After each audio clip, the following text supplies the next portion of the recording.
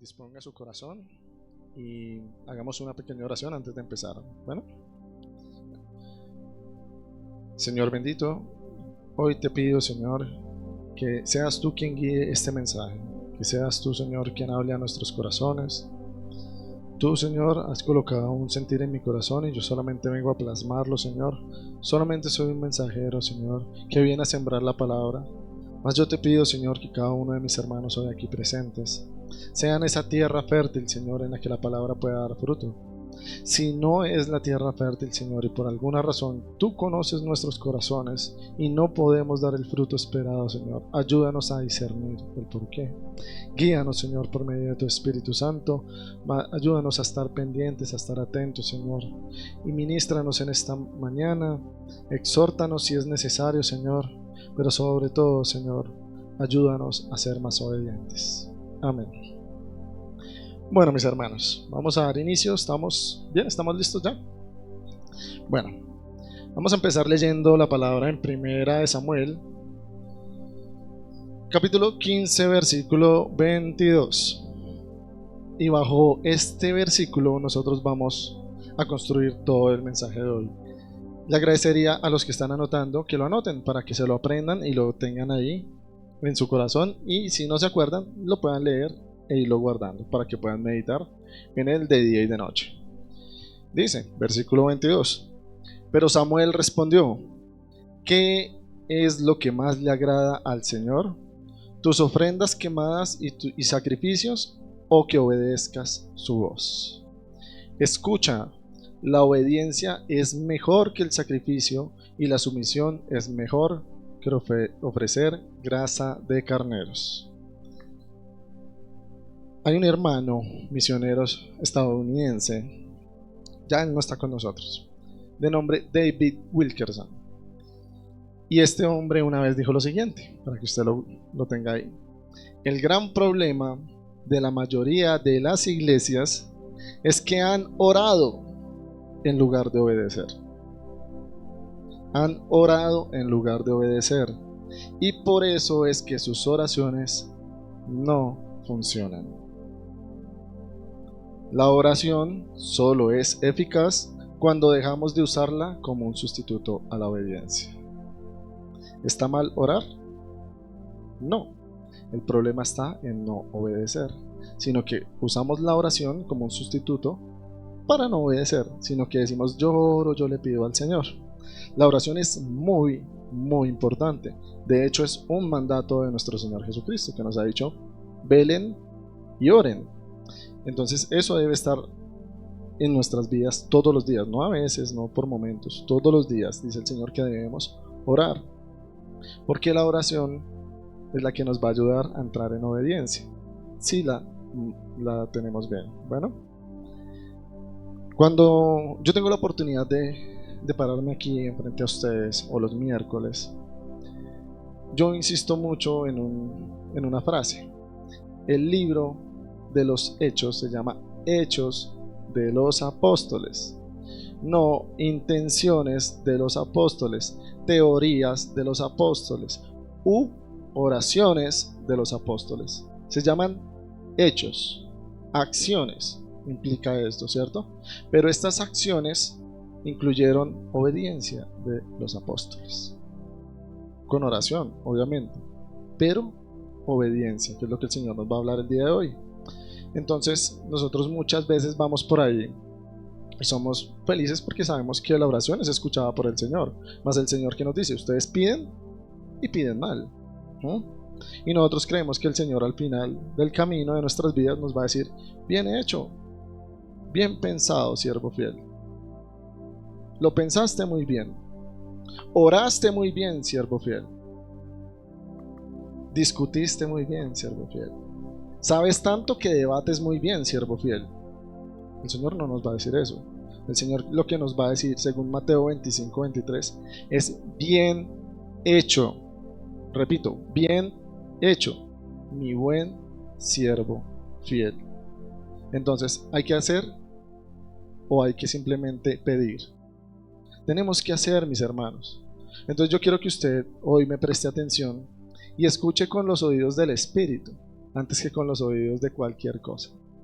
¿Sí? Si hoy el Señor le habla a su corazón y usted siente esa exhortación, déjela fluir en el Espíritu, no en su carne. Deje que hoy el Señor haga el trabajo que Él quiere hacer en usted. Escúchelo, tenga la disposición.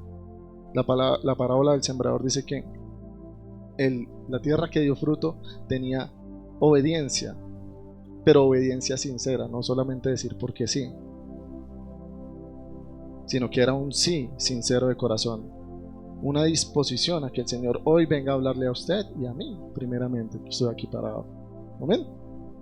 Entonces, les voy a poner un ejemplo. Nosotros muchas veces nos pasamos el tiempo orando para que el Señor traiga o convierta a los que no conocen del Señor, ¿cierto? Eso lo hacemos usted y yo, todo el tiempo. Estamos pidiendo por los que no conocen del Señor, los que no han venido a la iglesia, y oramos por familiares, amigos, compañeros de trabajo. Oramos por cuanta persona nos va poniendo el Señor.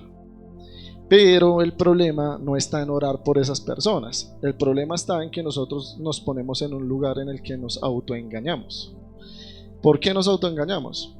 Porque con misericordia estamos pidiendo, pero con poca obediencia estamos actuando. Entonces, claro, usted y yo disfrazamos la oración, que no está mal. Ojo, no estoy quitándole poder a la oración. La oración tiene mucho poder, pero sabiéndola usar, sabiendo pedir. Porque es que no solamente Señor, tráelos, y que el Señor los coge y los sienta aquí en esta silla. No, mi hermano. Hay que actuar, hay que obedecer. Entonces, actuamos como si nos preocupara más a nosotros ganar almas que a Dios. Y entonces nosotros, Señor, pero tráelo. Señor, pero oblígalo. Señor, pero enamóralo. Señor, Señor, Señor, Señor.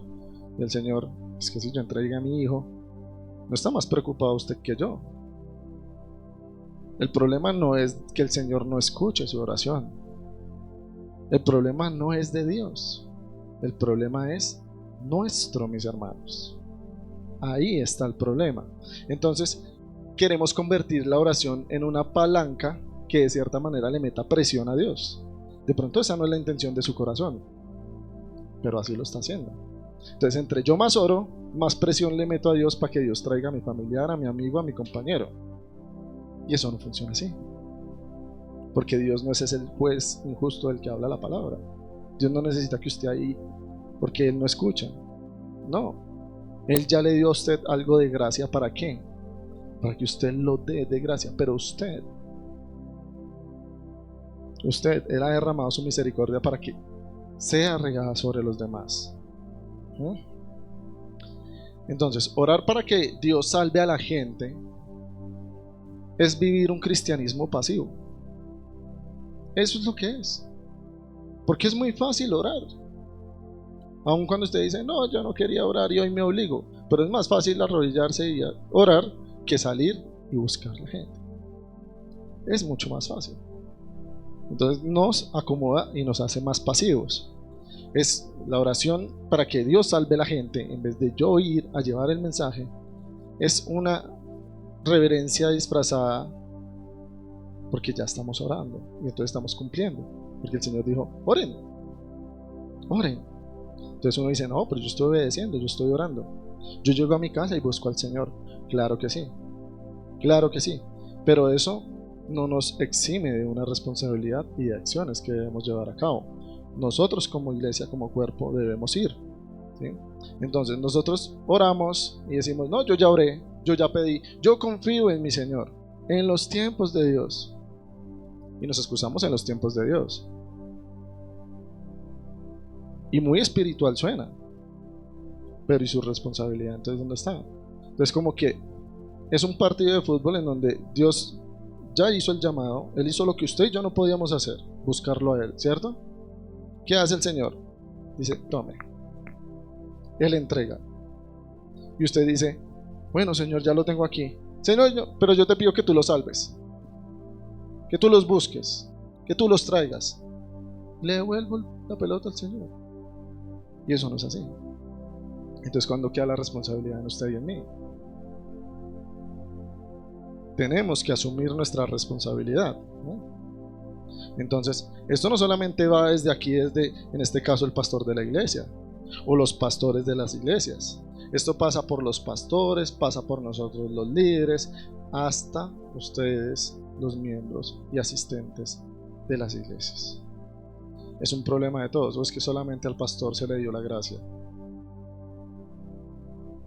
Hasta donde yo creo, todos los hoy aquí presentes hemos recibido la gracia del Señor y debemos darla. Amén. Entonces nosotros tenemos un problema, y es que muchos años hemos entendido la vida cristiana como un manual de cosas que ya no debemos hacer.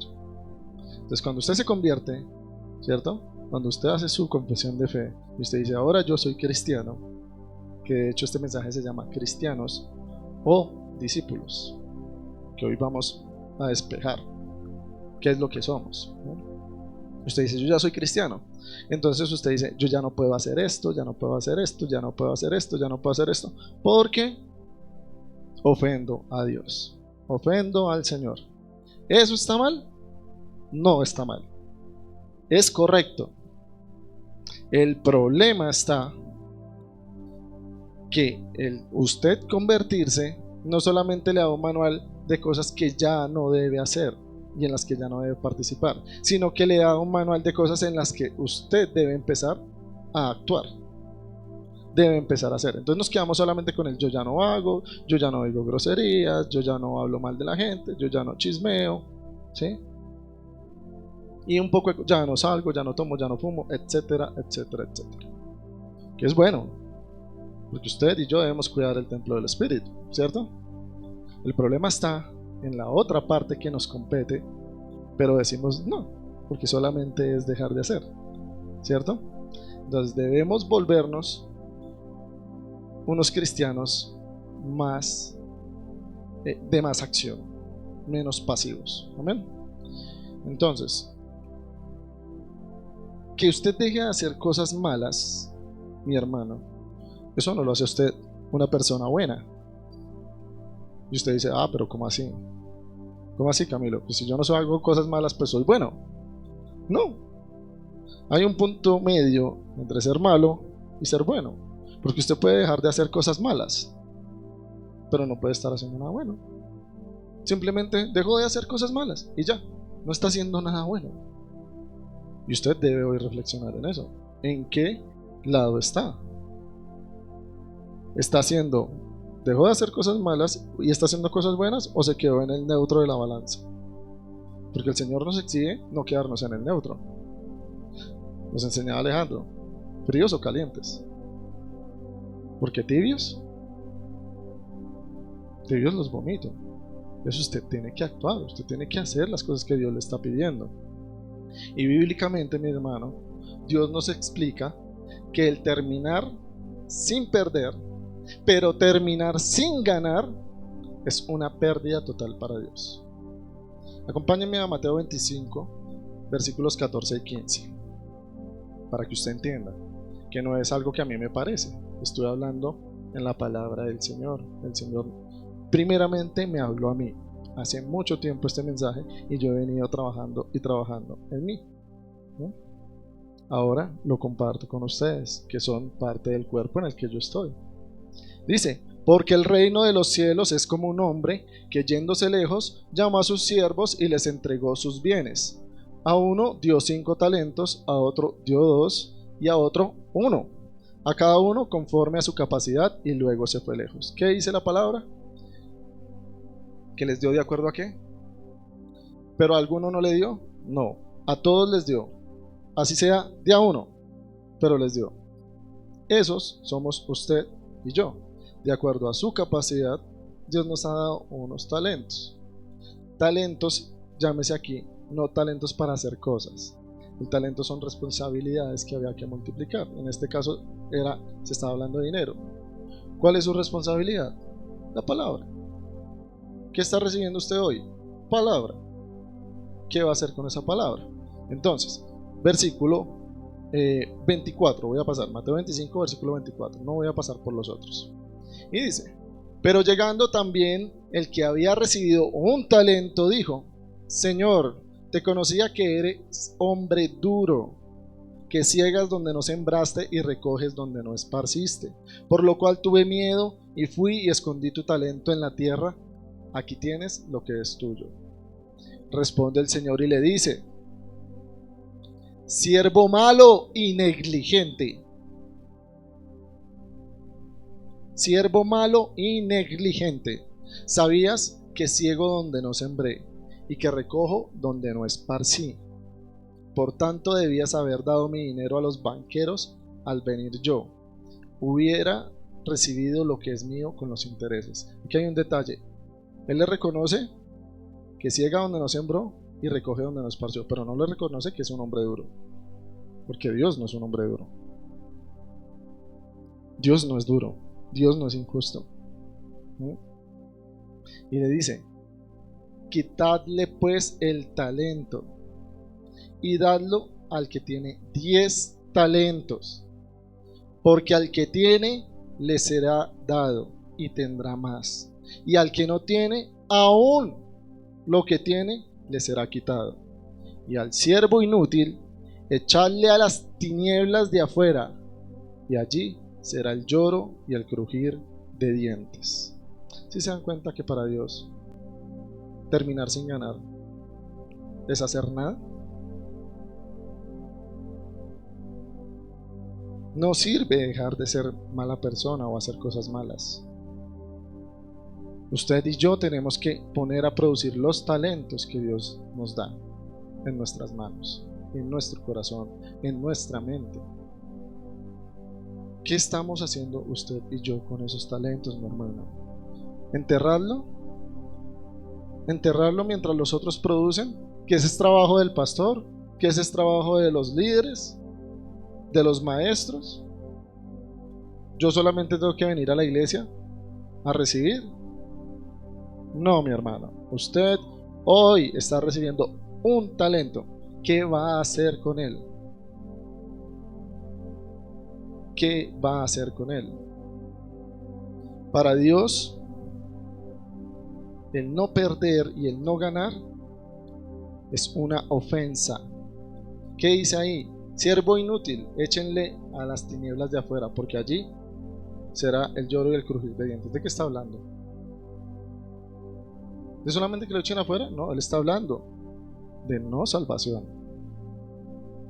Porque es que el llevar el mensaje es un fruto que da la gracia de la salvación que usted y yo recibimos. Si usted no lo está haciendo, es difícil. Y yo no quiero con esto que usted diga: no, pero es que Camilo me está hablando muy duro, está hablando muy fuerte. No, mi hermano, yo quiero que usted recapacite. Recapacite que el Señor le está dando a usted un talento para poner a producir. Entonces nosotros debemos preguntarnos si es que vivimos la vida más teniendo miedo de no hacer lo que no debemos hacer porque desagrada a Dios, y nunca llegamos a hacer lo que tenemos que hacer. Entonces usted está en su trabajo y hace cosas y dice: ay, no, eso no le agrada a Dios, yo soy cristiano. Pero ¿y cuándo va a hacer lo que Dios le está llamando a hacer? Porque solamente se la pasa: no, eso no, uy, yo dije esto y esto no era, esto no le agrada a Dios, esto le ofende a Dios. Bien, pero mi hermano, también tome las acciones del lado derecho. ¿Cuándo va a tomar acción?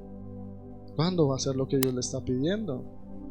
Nosotros ya tenemos claro lo que no debemos hacer como cristianos, eso lo sabemos. Bueno, de pronto no todo está claro, pero debemos buscar la consejería. Válido está, busquemos la consejería. Pero ahora debemos explorar lo que nos añade el creer en Cristo. No solamente lo que nos quita, sino lo que nos está añadiendo el creer en Cristo. El costo de seguir a Cristo, la cruz. Eso hace parte de, porque el plan de Dios, yo no creo, y si hay alguno que lo crea así, que por favor me levante la mano, era que usted y yo nos congregáramos 2 horas a la semana, a mucho 3 horas, 4 horas para los que vienen el miércoles. Ese era el plan de Dios. Usted y yo nos viniéramos a sentar en una silla, porque yo también he estado del lado de ustedes. una vez a la semana, una vez a 4 horas. Yo no creo, mi hermano, que el sacrificio de la magnitud del sacrificio de nuestro Señor Jesucristo se resuma a 3 o 4 horas en la semana. No, no, me resisto, de verdad, me resisto a creerlo, porque el sacrificio fue demasiado grande. El precio que se pagó no nos cabe a usted, a mí, en la cabeza. No nos cabe.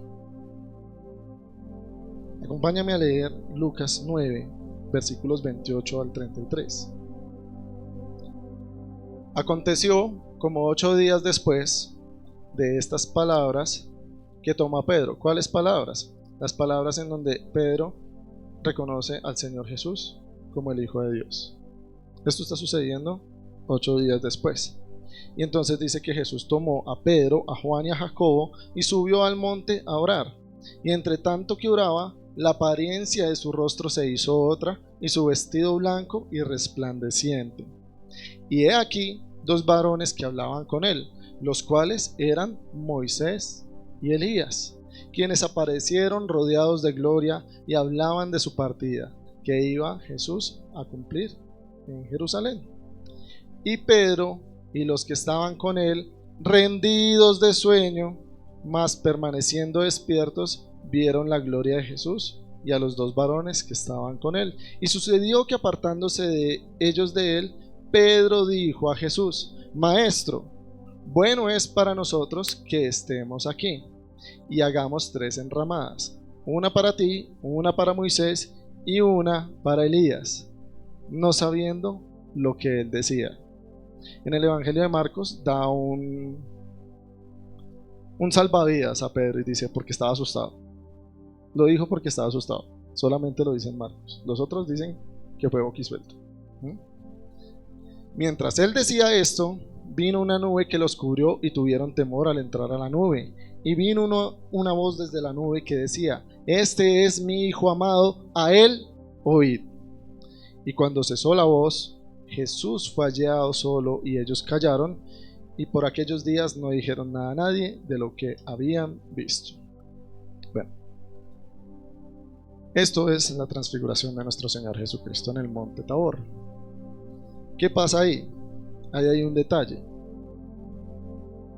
¿Qué dice? Que los discípulos estaban rendidos de sueño, ¿cierto? Eso no pasa aquí, eso pasa en otras iglesias. Aquí la gente no se duerme.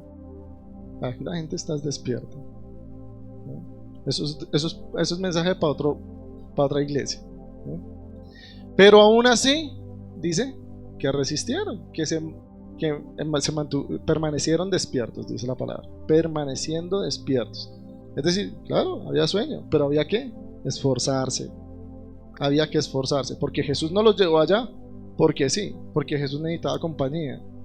No, porque Jesús necesitaba mostrarles algo. Y usted y yo debemos esforzarnos, por más cansados que usted y yo estemos. Pero ahora usted y yo nos vamos a poner un momento en el lugar y en los zapatos de el pobre Pedro. Porque es que a Pedro se le tilda de ser boquisuelto, de ser de un actuar rápido y sin pensar, ¿cierto? Pero yo le pido que usted y yo nos imaginemos que usted es invitado por Jesús al monte Tabor y le dice: nos vamos con fulanito. No voy a dar nombres para que no sientan que excluimos a nadie. Todos son dignos de ir, ¿no? Y usted ve cómo Jesús empieza a transfigurarse y le aparecen a usted allá Martín Lutero y John MacArthur con el Señor, porque son los hombres que nosotros conocemos, son más cercanos a nuestra realidad. Y usted una vez dice: uff, Dios mío, este es. Sí, Pedro ya había confesado que Jesús era el Hijo de Dios, pero sin embargo esto era la prueba total. Se le dio esa prueba porque él ya lo había confesado en su corazón, porque Dios ya le había puesto a él, pero él estaba recibiendo una evidencia que no podía olvidar de su mente, ¿no? Entonces nosotros quedaríamos igual que ellos, asombrados, espantados, estupefactos, ¿cierto? Porque la gloria está manifestada. La gloria de Cristo dice que resplandecía, y ellos estaban rodeados de la gloria de Dios, en ese caso Moisés y Elías. Entonces usted y yo tenemos un encuentro con el Evangelio, que es lo mismo, porque usted y yo sabemos ya lo que es el Señor. Usted no necesita ver la transfiguración de Cristo, usted ya sabe lo que el Señor hizo. Ellos no habían visto la resurrección del Señor, usted y yo ya sabemos que sí. Entonces esa transfiguración es un encuentro con el Evangelio. Usted y yo nos encontramos con el Evangelio y nosotros queremos hacer ofrendas y sacrificios. Llámese dejar de hacer cosas, llámese venir, ¿no? Llámese cualquier cosa que usted quiera decir, lo voy a hacer para Dios. Y está bien, ¿sí? Como lo decía 1 Samuel, ¿qué le agrada más a Dios? No es que le desagraden las ofrendas y los sacrificios, no le desagrada, pero ¿qué le agrada más a Dios? Esa es la pregunta. Entonces, cuando Pedro está haciendo eso y dice, vamos, es bueno que nosotros estuviéramos acá. La intención de Pedro es quedarse ahí. Está la gloria de Dios. ¿Qué más necesita un hombre? Si está la gloria de Dios mismo ahí. Usted y yo también querríamos lo mismo. Donde está la gloria de Dios, yo quiero estar ahí. Hagamos enramadas, tiendas, para Moisés, para Elías y para ti, Señor. Altares, ofrendas, sacrificios. Y Pedro no había ni siquiera terminado de hablar. Ni siquiera había terminado de hablar. Y dice el Señor, vino una voz desde la nube que decía, este es mi Hijo amado, a él oíd. Oíd. Ese oíd implica escuchar. Y cuando usted escucha, es para obedecer. Entonces, la presencia de estos tres, de Juan, Jacobo y Pedro, en el monte Tabor, no es para que ellos solamente se asombren de la grandeza de Jesucristo. No es para eso.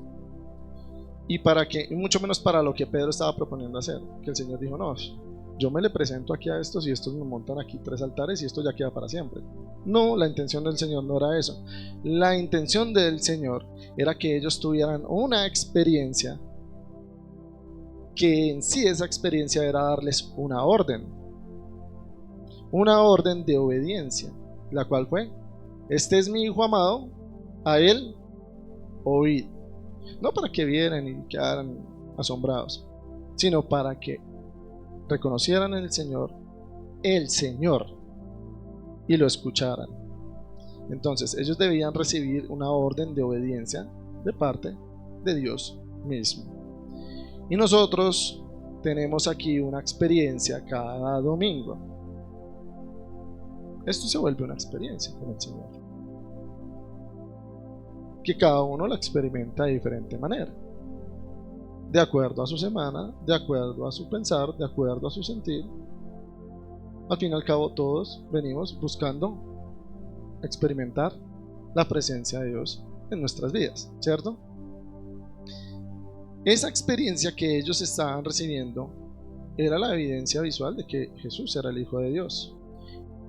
Entonces, si bien ya Pedro sabía y ya todos sabían que él era el Hijo de Dios por la confesión de Pedro, ¿cierto? ¿Qué tenía que hacer con esa experiencia? Asombrarse, crear enramadas, crear sacrificios. No. Ellos, después de esta experiencia que tuvieron, no se quedaron con la experiencia para ellos mismos. A pesar de que la palabra dice que por aquellos días, hace la aclaración, aquellos días, no le dijeron nada a nadie, porque la experiencia no era para contar lo que ellos habían visto, que habían visto a Jesús transfigurado. La experiencia era entender, era escuchar y obedecer lo que el Señor mandaba. Esa era la experiencia de Juan, Pedro y Jacobo en el monte Tabor. Esa era. Y nosotros somos felices con las experiencias, pero poco con la obediencia. Hace muchos años, sobre los años 80 más o menos, empezó un gran movimiento sobre la oración. Anteriormente la gente se reunía, compartían la palabra. Era muy difícil compartir la palabra, pero empezó un movimiento de oración. Y entonces empiezan los retiros de oración, los congresos de oración. Y es algo bonito. Para los que han ido a los congresos y a los retiros, es algo muy bonito. Usted experimenta cosas muy bonitas. Porque usted está buscando la presencia de Dios. Pero la pregunta es, ¿eso cambió al mundo? ¿Se convirtió el mundo a Jesucristo? ¿Estaba mal? No, la pregunta es, ¿qué pasó con eso? El mundo en general siguió y siguió y siguió avanzando y siguió en la misma y antes peor.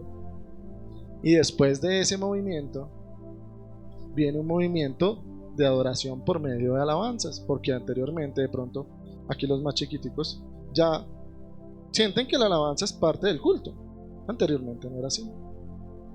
Anteriormente la gente cantaba himnos y ya. Es más, hay iglesias que todavía lo siguen haciendo, pero eso ya de acuerdo al gusto de cada persona, de la manera en que sienta alabar al Señor. Pero entonces sigue siendo la misma pregunta. Ese movimiento de alabanza y adoración que llevó masas, porque hacían conciertos y vinieron los grandes alabadores y precursores de los cánticos hacia el Señor que muchas veces nosotros cantamos, y los que hoy cantamos vienen de ellos, porque fueron los precursores en esto. Convirtió al mundo. Entre más conciertos habían, entre más adoración había, entre mejor tocaban, se convirtió el mundo. Los políticos cambiaron.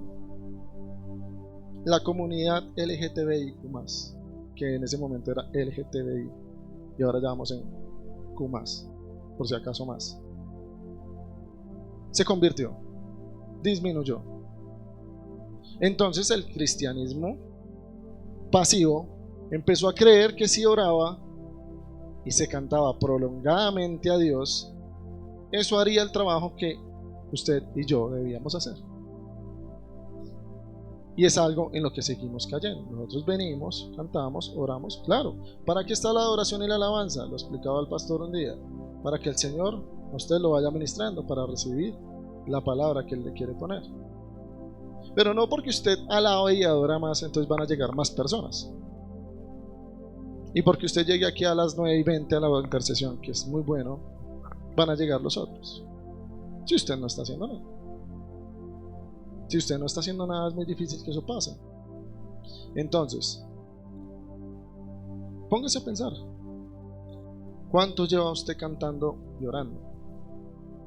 ¿Y cuántos de sus amigos y familiares están acá? Y usted lo hace de corazón. Yo eso no lo estoy poniendo en duda. Yo no estoy poniendo en tela de juicio que usted no lo venga a hacer con amor. Sí. Pero es que eso no va a traer a las personas que usted quiere traer, en donde Dios lo puso a usted. Eso no lo va a traer, ¿no? Entonces, las personas que tienen familiares acá o amigos no vinieron porque usted cantó y oró, vinieron porque usted actuó de una u otra manera. Si alguien tiene amigos, familiares aquí, es porque actuó de alguna manera, no porque usted cantó y oró, sino que usted actuó haciendo caso, siendo obediente a lo que el Señor lo mandó. Entonces, aquí yo tengo el único movimiento que históricamente dio resultados en cuanto a almas, porque yo no estoy diciendo que la oración no dio resultados, es un movimiento que sigue, la oración sigue, y muy bueno que haya empezado ese movimiento de la oración, porque el Señor dice, velen y oren, ¿cierto? Pero el único movimiento que realmente dio resultados en cuanto a almas hablando fue el de ir y anunciar el evangelio y discipular como Jesús lo ordenó. Ese movimiento que iniciaron los apóstoles y que muchos de los hombres que nosotros hablamos que son de fe y seguimos hicieron, pero nos quedamos con que ellos hagan, ¿no? Mateo 28, 19, 20, la gran comisión. He hablado este versículo como 4 o 5 veces en estas 2 semanas en esta misma iglesia. Por tanto, id y haced discípulos a todas las naciones, bautizándolos en el nombre del Padre y del Hijo y del Espíritu Santo, enseñándoles que guarden todas las cosas que os he mandado. Y he aquí, yo estoy con vosotros todos los días hasta el fin del mundo. Amén. Amén, diga hermano, amén, porque esa palabra es para usted y para mí. Hay dos detalles que tienen que quedar claros hoy en nuestro corazón y en nuestra mente. Hoy tienen que quedar claros, no mañana, hoy, mi hermano. Llama la atención que el Señor dice: id y haced discípulos. El Señor no dice: id y haced cristianos. Si bien es cierto, el término cristiano aparece años después de la muerte de Jesucristo y su resurrección en la iglesia de Antioquía, este término viene por un término que era despectivo hacia el pueblo cristiano. Cristianos los llamaban así los paganos, por decirles paganos. Entonces, así como los de Herodes eran herodianos, los seguidores de Cristo eran cristianos, pero la manera de ofenderlos. Cristianos. Entonces, más allá del origen de la palabra, ¿por qué Jesús no dice id y haced cristianos? Si son los seguidores de Cristo. No son los seguidores de Cristo, Él lo sabía que eran sus seguidores, que eran sus discípulos. ¿Por qué no les dice vayan y hagan cristianos, sino vayan y hagan discípulos? Allá no dice: a donde ustedes vayan, ahora los van a conocer como cristianos.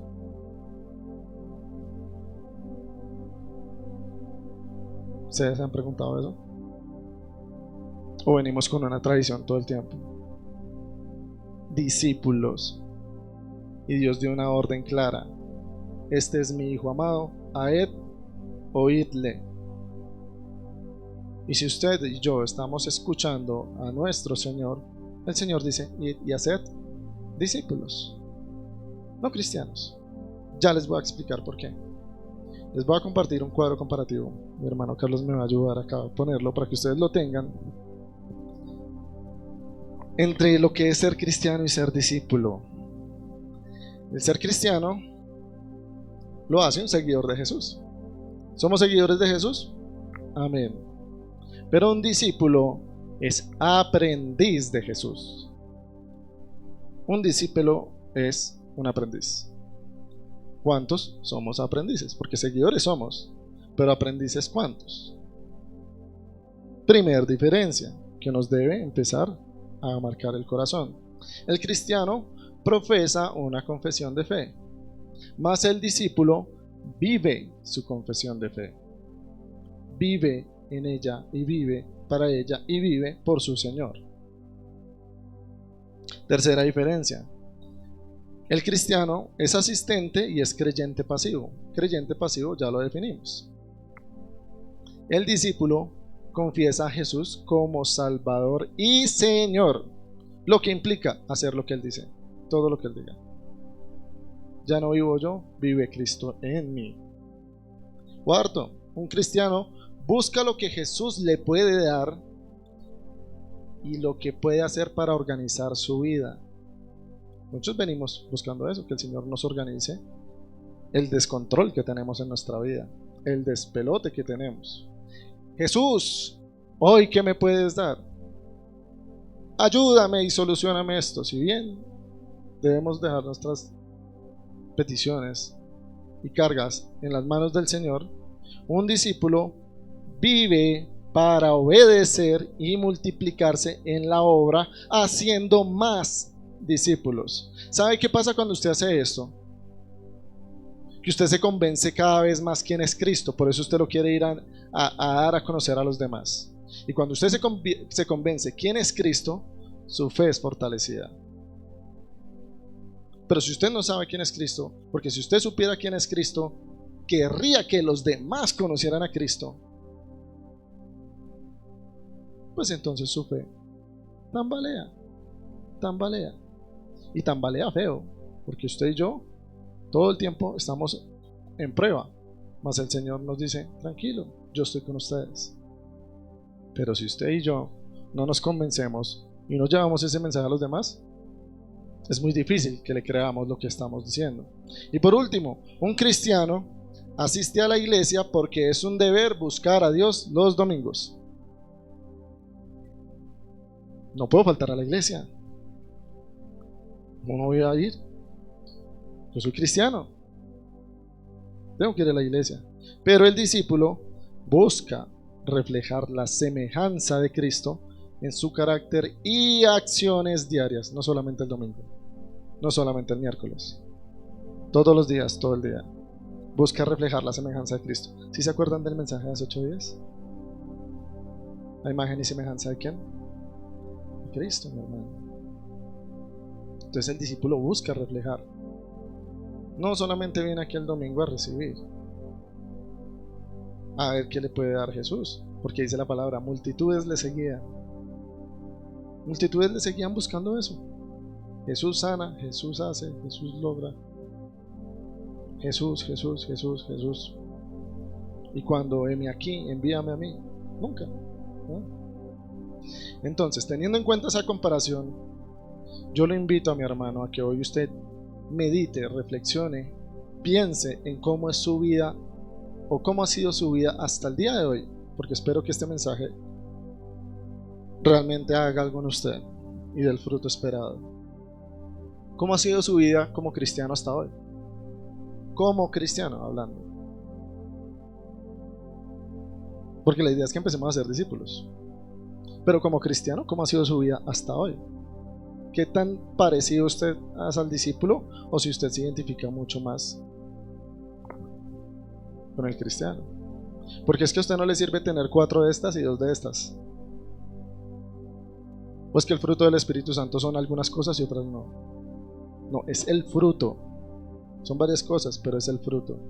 Y para usted ser discípulo del Señor tiene que completar esto. Para yo ser discípulo del Señor tengo que dejar de hacer esto y pasarme acá. Cuesta, sí, cuesta. Es de esforzarse, claro que no debo esforzarme. El Señor dice esfuérzate y sé valiente. No lo digo yo, lo dice el Señor. ¿Qué dejó de hacer usted después de su confesión de fe? Usted empezó a congregarse, a escuchar alabanzas, venir a reunión de hombres, reunión de mujeres, etcétera, etcétera, etcétera. Medite en esto. Congregarse, cantar alabanzas, reuniones de hombres, reuniones de mujeres, reuniones de parejas que edifican, siempre y cuando usted exteriorice eso que usted está haciendo. ¿Salva almas? ¿Eso que usted está haciendo salva almas? Que usted hoy esté aquí sentado muy juicioso cada 8 días, ¿salva almas? Sí, sí la salva. Pero si usted lo exterioriza, si usted solamente viene a sentarse, no salva almas. No salva almas. De pronto nuestra falla, mi hermano, está en cómo nos estamos identificando hasta el día de hoy. Espera. Porque nos queda más cómodo y más fácil identificarnos como cristianos que como discípulos. Porque es que ser discípulo, la responsabilidad es mayor. Crece. Ser cristiano, la responsabilidad baja. Por eso es bueno estudiar, por eso es bueno prepararse, por eso es bueno averiguar de dónde vienen las cosas, por qué les decían así, porque el Señor no dice cristianos, porque dijo discípulos y Él lo sabe todo. Porque la palabra discípulo sigue teniendo tanto peso a día de hoy.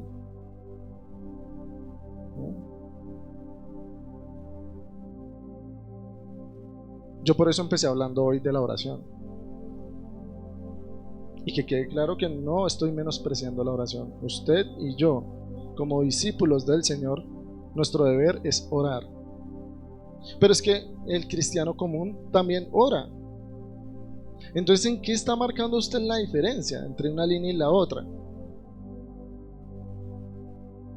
La diferencia está en que usted y yo le estamos pasando la responsabilidad a Dios de lo que Él ya hizo. Ahora la parte nos toca a nosotros. Esa es la diferencia. Nos volvimos cristianos intangibles, mi hermano. Oramos y oramos y cantamos y obedecemos poquito y nada. Poquito y nada. Orar es importante, pero el Señor nos enseñó que la oración tenía un fin. La oración tenía un fin, y el fin que tenía la oración era tener una comunión con Dios. La oración que el Señor nos guió es para tener una comunión con Dios, pero con un fin aún mayor. ¿Por qué oraba el Señor con su Padre? Para estar en comunión con Él. ¿Pero con qué fin? Con el fin de servir, con el fin de obrar, de actuar, de morir en una cruz y entregarse por usted y por mí, derramando su gracia sobre cada uno de nosotros. Entonces, claro, usted debe orar. ¿Con qué fin? Buscar una comunión con Dios. ¿Con qué fin? Llevar de gracia lo que recibió de gracia. Ese es el fin de la oración. Si usted ve que algún tema personal le está afectando en su comunión con Dios, claro, hay que orar por eso. Algún problema, alguna necesidad, claro. Pero el fin de la oración debe estar clara. ¿Para qué es? ¿Para qué la dejó el Señor? ¿Para que yo esté bien y el resto mire a ver qué hace? Si quieren estar bien, que oren. No. Para que si alguien está mal y usted está orando, usted pueda tener comunión y llevar en gracia lo que usted ya recibió.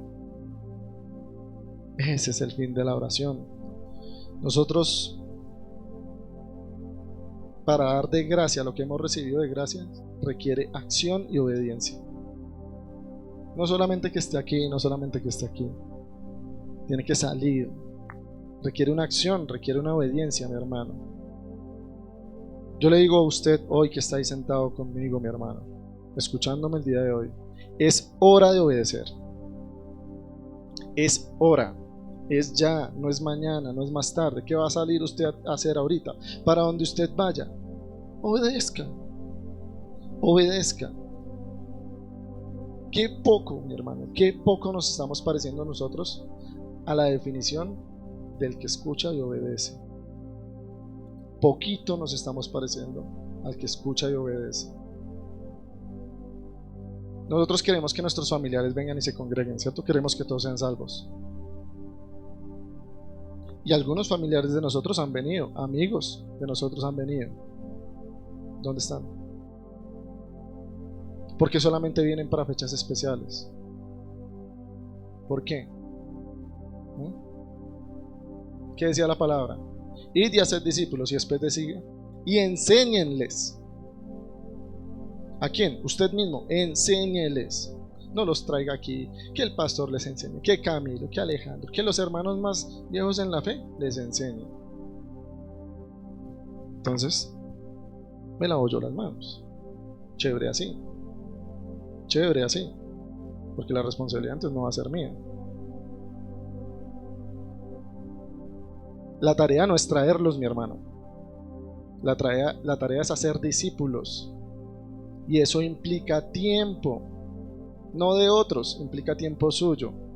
Dice la palabra, llévenlos a la iglesia para que otros les enseñen. ¿Qué dice? Enséñele usted. Haga discípulos usted. Pero ¿qué pasa? ¿Por qué no podemos? Porque usted y yo no somos discípulos. Cuando usted y yo nos preparemos como discípulos, podríamos hacer más discípulos. Ahí el meollo del asunto. Usted dice, no, pero ¿cómo? Es que yo no tengo la sabiduría que tienen otros. Sí, claro. Usted se ha preguntado por qué tienen la sabiduría los otros. Porque han estudiado, se han preparado, han orado, han ayunado. Están ahí, obedeciendo. Obedeciendo. Y este no solamente es un llamado para los líderes y pastores. Es para todo aquel que decide seguir a Cristo. Mateo 10, versículo 7 dice: y yendo, predicad diciendo, el reino de Dios se ha acercado. Dice claramente, yendo, que implica ir. No cuando vengan los otros, no cuando esté el que predica. Yendo implica ir, y predicar implica anunciar, enseñar. ¿Enseñar qué? Dice la palabra: digan, el reino de los cielos se ha acercado. No dice lo siguiente, ojo con esto: la dirección del reino es calle Quinta A, número 71D 41. ¿Alguien sabe dónde queda esa dirección? Este predio. En la palabra no dice denle la dirección de su iglesia. Dicen vayan, prediquen y digan que el reino de Dios se ha acercado. Usted y yo, mi hermano, somos los que debemos ir a ellos y discipularlos. Jesús, mi hermano, si usted y yo, como decía la tabla aquí, de discípulo, usted y yo somos aprendices de Jesús, no seguidores. Debemos ser aprendices. Debemos aprender del maestro. ¿Qué hizo el maestro? Fue en busca de los suyos y los no suyos, ¿cierto? De los que eran de su misma etnia y los que no. E invirtió tiempo, invirtió oración, invirtió paciencia, amor, servicio, y los acompañó de una manera correcta para fundamentar su fe. Vuelvo y repito: invirtió tiempo, invirtió oración, paciencia, amor, servicio, y los acompañó para fundamentar su fe de una manera correcta. Si eso no hubiese sido así, usted y yo no estaríamos hoy acá. Entonces, ¿de quién está aprendiendo usted? Usted está aprendiendo de mí. Malas noticias, porque yo también estoy aprendiendo. Yo fui el primer ministrado con este mensaje. Aprenda del maestro. ¿Para qué siguen hombres?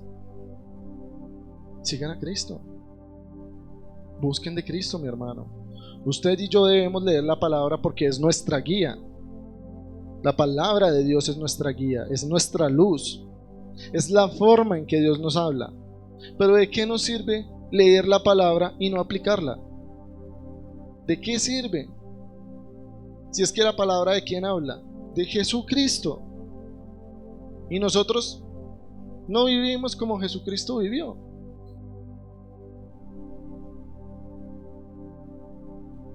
Entonces sí, chévere, lea la palabra, porque la palabra hay que leerla, pero con entendimiento, con oración. No para usted saber más que los demás y debatir. Recuerde, el Señor le va a decir, bien debatido. ¿Usted para qué quiere debatir con alguien que no tiene el convencimiento del Espíritu Santo? Ore, disipúlelo, no contienda, disipúlelo. Muéstrele a Cristo, sea usted como Cristo.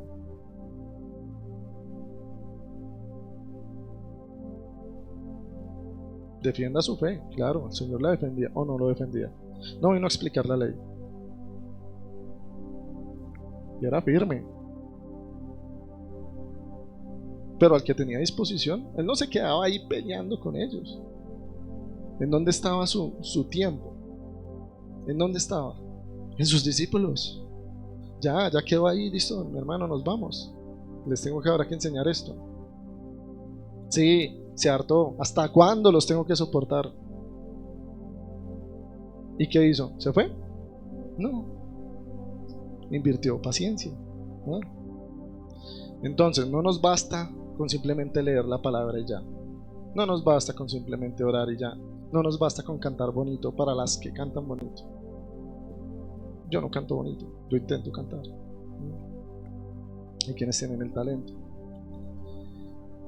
Hermano, yo lo invito a que usted deje de invitar tanto y vaya un poco más. Deje de invitar gente. Yo ya invité. Ya lo invité 1, 2, 3 veces. Es que no es invitar, es ir. Ir. vaya usted. Romanos 10, 14, 15 dice: ¿cómo pues invocarán a aquel en el cual no han creído? Porque si usted aquí está creyendo, usted debería ser de los discípulos y no del otro lado, ¿no? ¿Y cómo creen en aquel de quien no han oído? ¿Y cómo oirán sin haber quien les predique? ¿Cómo oirán sin haber quien les predique? ¿Y cómo predicarán si no fueren enviados? Porque chévere, para mí es fácil esperar cada 2 meses que tengo la oportunidad de pararme acá. Para mí es chévere, fácil. Bueno. Yo aprovecho mi hora de predicar y listo, sale. Ya hice mi trabajo. Señor, tú sabes. No, mi trabajo no está acá, mi hermano. Es parte de mi trabajo, pero es parte. ¿Cómo oirán sin haber quien les predique? ¿Cómo predicarán si no fueren enviados? Como escrito está: cuán hermosos son los pies de los que anuncian la paz, de los que anuncian las buenas nuevas. Esto implica que todos van a escuchar el evangelio, porque la palabra lo dice, que todos van a reconocer al Señor como el Señor, ¿sí o no? Eso no implica que todos se van a convertir. Son 2 temas diferentes, y eso es como la parábola del sembrador, pero eso es cuestión de otro día. Vamos a adentrarnos en esto. Hoy lo que el Señor nos está diciendo es: vayan, obedezcan a Él, oídle.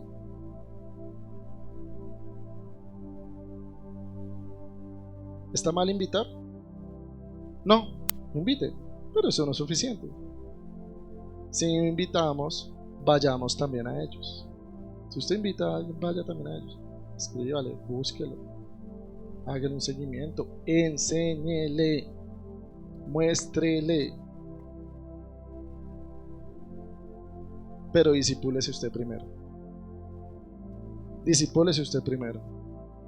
Muchos cristianos le dicen a sus conocidos: mi hermano, usted debería ir a buscar a la iglesia a Dios. Usted necesita de Dios. Usted debe ir a la iglesia para que busque de Dios. ¿No han escuchado o no lo han dicho? Yo lo he escuchado, yo lo he dicho. Mi hermano, yo se le aseguro que si usted viene aquí un jueves a este lugar a las 10 de la mañana y le dice a cualquiera de mis hermanos o a mí que tengo llaves que le abra, yo vengo y le abro, y usted viene y me dice si usted encontró a Dios acá. ¿Aquí qué hay? Un mobiliario desocupado con sillas y unos instrumentos, porque esto se va.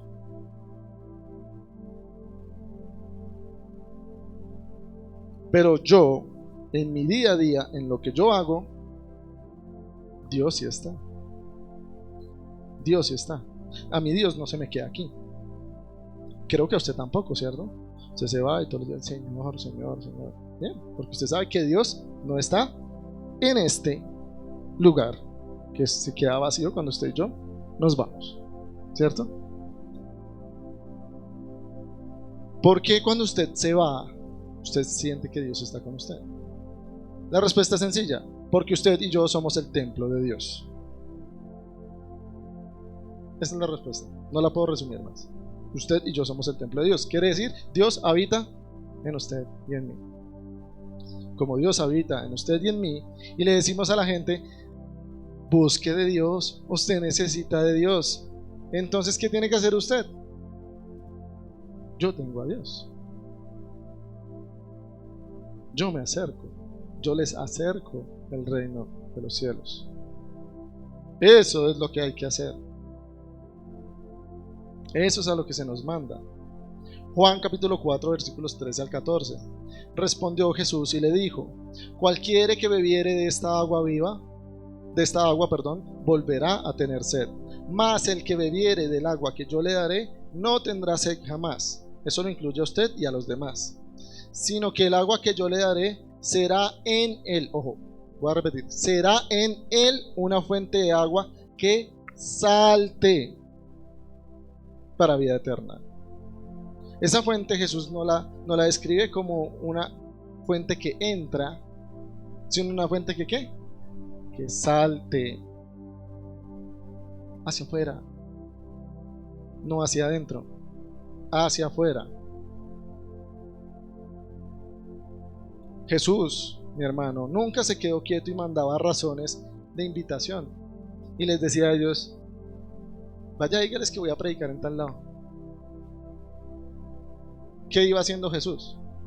Él iba caminando y predicando, caminando y predicando.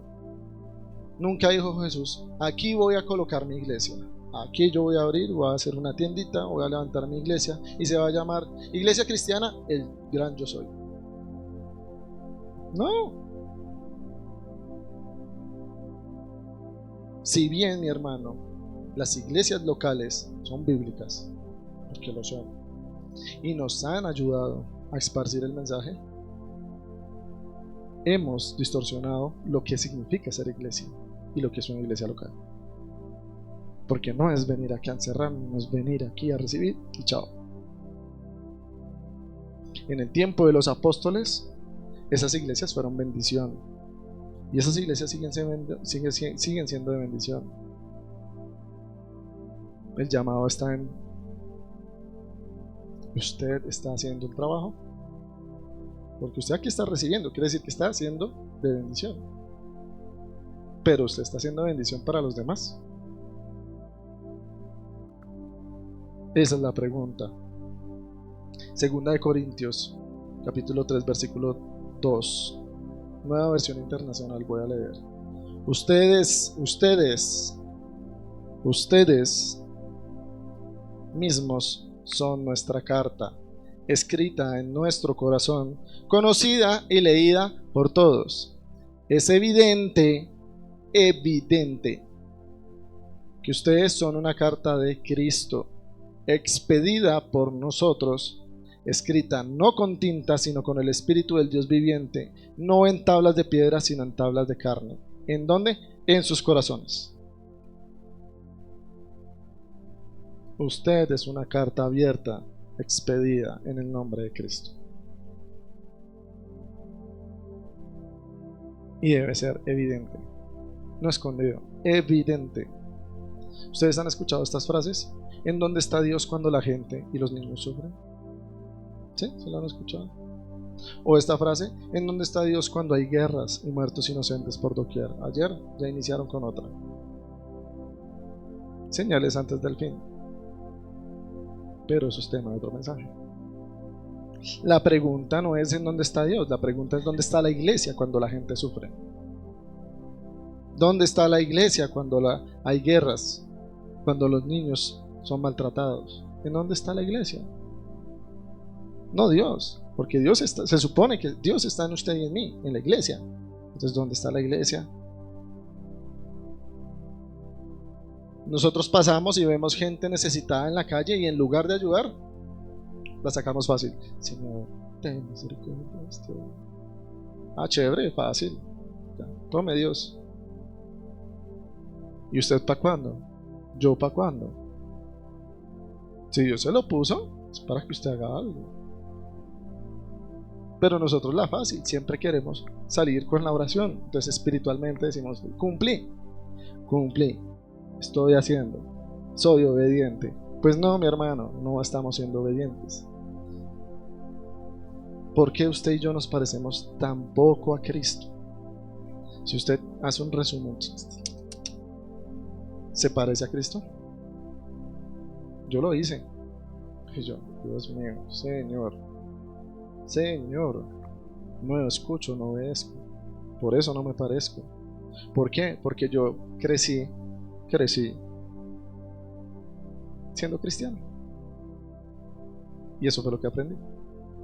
Chévere ser cristiano, pero nunca aprendí a ser discípulo. Hasta hace muy poco. Por la gracia de Dios. Y eso ha marcado un antes y un después. Porque cuando usted realmente se hace discípulo y tiene ese encuentro con el Evangelio, llámese transfiguración. Hermano, ¿qué le pasó a Pablo? Se encontró con Jesús resplandeciendo, Cristo en toda su gloria. chao, no volvió a ser igual. ¿Mm? Esto es para todos los aquí presentes el día de hoy, sin excepción alguna. Todos debemos escuchar y obedecer. Cuando uno realmente está con Dios, uno nunca siente que ya alcanzó su techo. Siempre nosotros sentiremos y vamos a sentir hasta que Dios nos llame o Él venga, ya Dios disponga, que estamos lejos de dar la talla de Cristo. Muy lejos. Porque la talla que usted debe buscar no es la mía. No es la mía, es la de Cristo. Usted no sea igual que yo. Es más, le pido, no sea igual que yo. Sea más como Cristo, que es mejor. Y cuando usted entiende eso, usted va a estar motivado. Va a tener fe. Y va a perseverar en lo que el Señor le está hablando. Para terminar, quiero que leamos esta cita bíblica. Marcos, capítulo 5, versículos 14 y 16 de la Nueva Versión Internacional. Quiero atención de todos acá. Ustedes son la luz del mundo. Ustedes y ustedes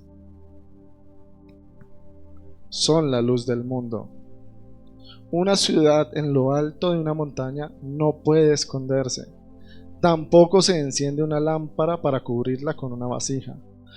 Por el contrario, se pone en el candelero para que alumbre a todos los que están en la casa. Hagan brillar su luz delante de todos, para que ellos puedan ver las buenas obras de ustedes y alaben a su Padre que está en los cielos. ¿Usted recibe buenas cosas para usted? No. Usted y yo vivimos para que el Padre sea glorificado en el Hijo. Ustedes son la luz del mundo. Obedezcamos, mi hermano. Hagamos el brillar nuestra luz delante de todos, no de algunos, de todos. Que si dicen, que si piensan, que hay que obedecer primero a Dios que a los hombres. Haga brillar su luz. Filipenses 2, 13, 16. Pues es Dios quien produce en ustedes tanto el querer como el hacer, para que se cumpla su buena voluntad, no la suya, no la mía, la buena voluntad del Señor. Háganlo todo sin quejas ni contiendas. No pierdan tiempo debatiendo en cosas que no deben ser. Para que sean intachables y puros, hijos de Dios sin culpa en medio de una generación torcida y depravada. En ella ustedes brillen como estrellas en el mundo, manteniendo en alto la palabra de vida. Así, en el día de Cristo me sentiré satisfecho de no haber corrido ni trabajado en vano. Amén. Usted y yo debemos mantener en alto la palabra de vida.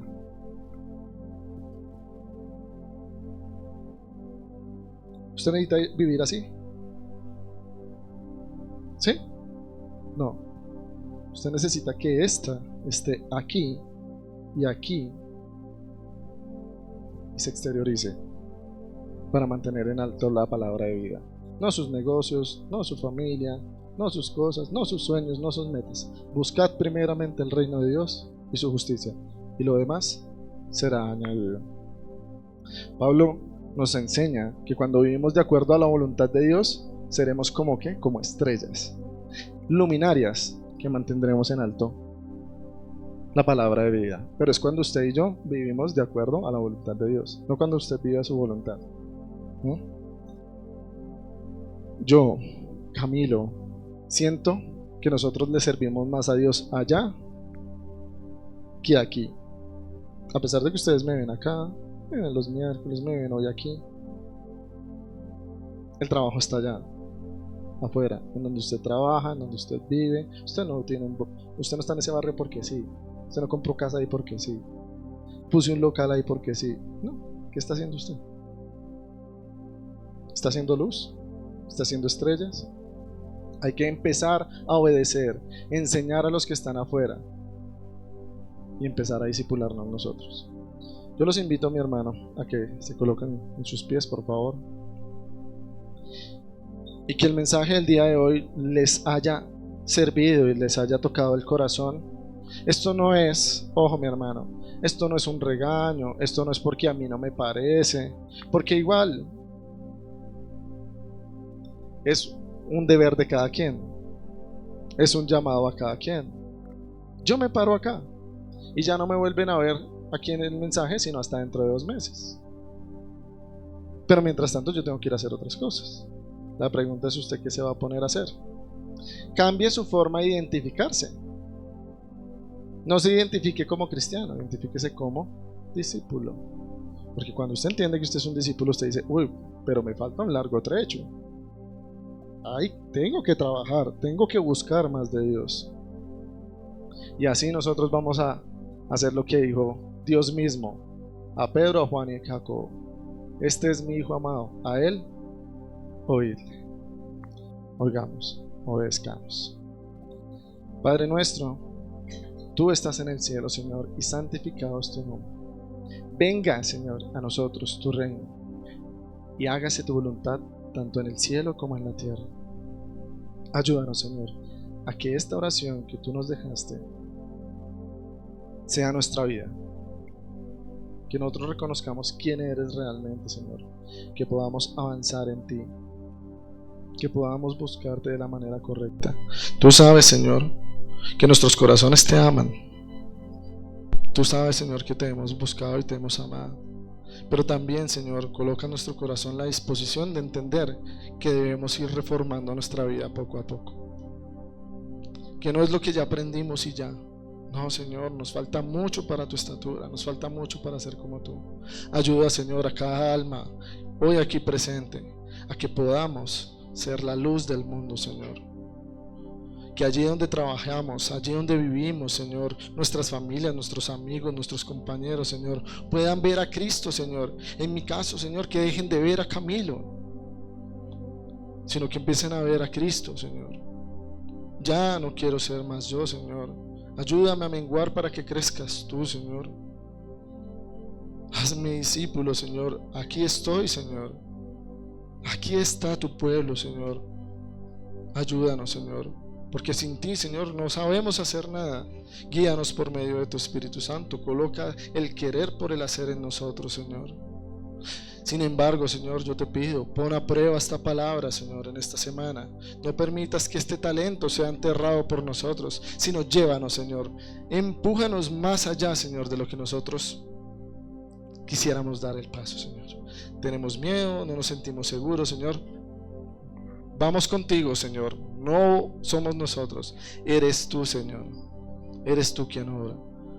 Señor, que tu rostro resplandezca sobre nosotros, como se veía la gloria, Señor, de Moisés y de Elías, pero porque tú, Señor, estabas irradiando gloria en ellos.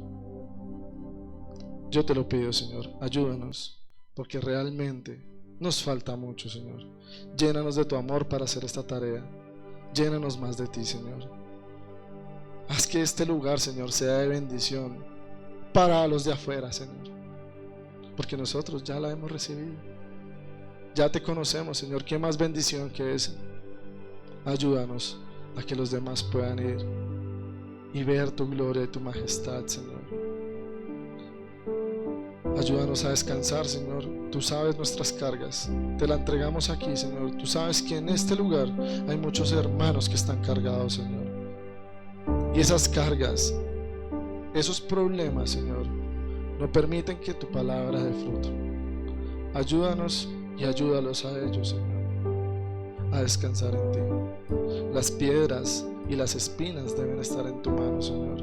Nuestros problemas ya no son nuestros problemas, Señor, son tuyos. Nuestras necesidades ya no son nuestras necesidades, son tuyas, Señor.